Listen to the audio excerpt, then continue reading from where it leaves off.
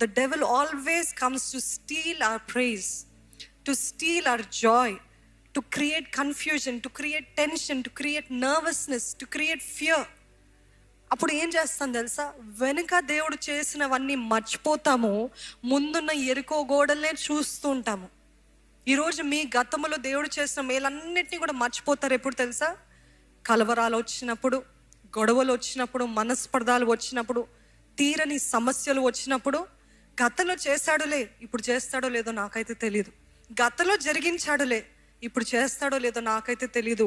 So దీన్ని బట్టి నేను చింతిస్తా, దీన్ని బట్టి నేను భయపడతా, దీన్ని బట్టి see it is easy to fear, but it takes real courage to have faith. Do you understand? ఎవరైనా కలవరపడచ్చండి, ఎవరైనా భయపడచ్చు, ఎవరైనా మొహం చిన్నబుచ్చుకోవచ్చు, కానీ నిజంగా ధైర్యవంతులు మాత్రమే విశ్వాసాన్ని ఎత్తి పట్టుకుంటారంట. మీ విశ్వాసాన్ని ఎత్తి పట్టుకుంటున్నారా?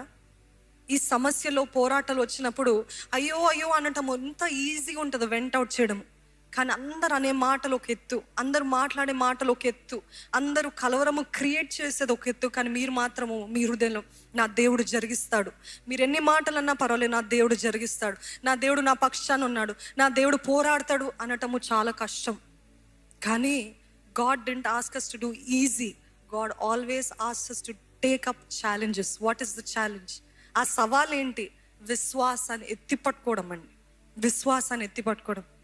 ఈరోజు ఈ ఎరికో గోడలు వాళ్ళ ఎదురుగా ఉన్నాయి, వాళ్ళు కలవరపడ్డారు. ముందు చూద్దామండి.